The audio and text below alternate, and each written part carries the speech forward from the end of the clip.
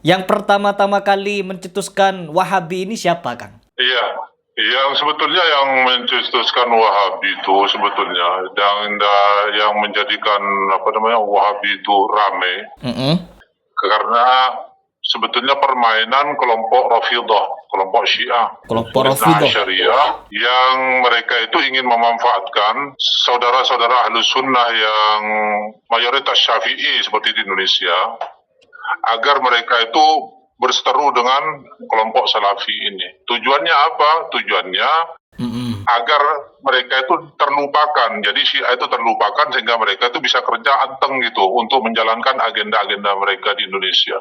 Allah, berarti memang kerjaan Syiah. Jadi setiap ada orang-orang yang ada itu diwahabikan seperti itu, disalafikan. In today's khutbah, I would like to talk about the situation of the Shias in Indonesia. Last month, in a city known as Bandung in the West Java province of that country, an anti-Shia National Alliance rally was organized in a mosque by some of the Muslim organizations, a number of them, all coming from the Salafi Wahhabi background.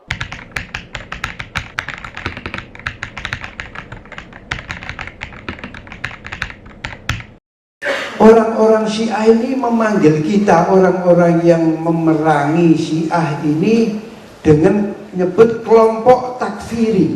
Betul, saudara-saudara dengar? Aliansi Nasional Anti Syiah, insya Allah tetap. Seolah-olah Wahabi itu mengerikan begitu ya, Kang?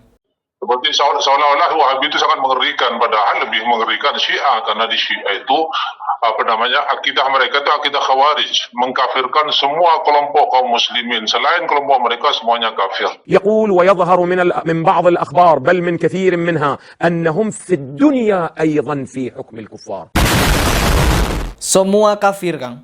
Semua kafir. Sampai Syiah seperti Syiah misalnya, seperti Syiah Zaidiyah, yang itu lebih dekat dengan Ahlus Sunnah, dan Ahlus Sunnah masih mengakui Syiah Zaidiyah sebagai kaum muslimin, kelompok termasuk dianggaplah sebagai saudara-saudaranya orang-orang Sunni, itu mereka kafirkan juga, dianggap nawasib.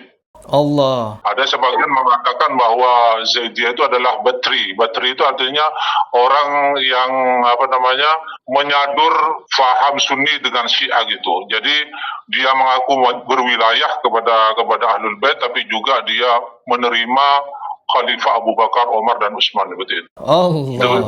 Mereka batri seperti itu. Jadi mereka dibenci oleh Rafidhah. Iya, dibenci dan dianggap nawasib juga di dalam kitab mereka, di dalam kitab Al-Kafi misalnya.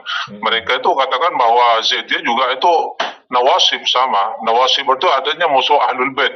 Dan semua nawasib itu nanti akan mendapatkan balas dendam dari imam mereka.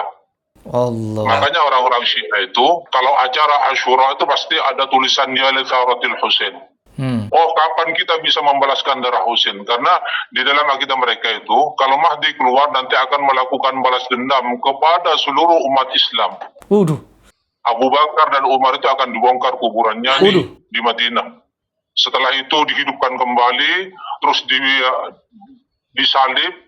Disalib? Di dalam kitab ya disalib katanya, disalib di pohon kurma, terus dikisos, setelah itu dibakar sampai menjadi debu, nanti debunya akan dilemparkan ke langit begitu sama Mahdi. Setelah itu Mahdi mereka itu akan menghancurkan Masjid Madinah. Allah. Setelah itu berangkat ke Makkah untuk menghancurkan Ka'bah, juga memerangi Bani Syaibah, di situ dibantai semua. Bahkan di salah satu kitab mereka itu mengatakan bahwa nanti kalau Mahdi keluar itu semua yang tidak manut kepada ajakan Mahdi akan dibunuh, sampai perempuan-perempuan yang hamil itu akan disobek perutnya, dan anak-anak kecil akan diangkat di ujung-ujung tombak mereka seperti itu. Allah. Ini Akang dapat informasi seperti ini dari kitab-kitab Syiah. Dari kitab-kitab Syiah, iya. Sudah berapa tahun Akang? Sebelumnya kan Akang Syiah ini. Sebelum Akang keluar itu berapa tahun Akang menyelidiki? Sudah belasan tahun sebetulnya, sudah sekitar 15 tahunan lah. Sekitar 15 tahunan? Ya, 15 tahunan.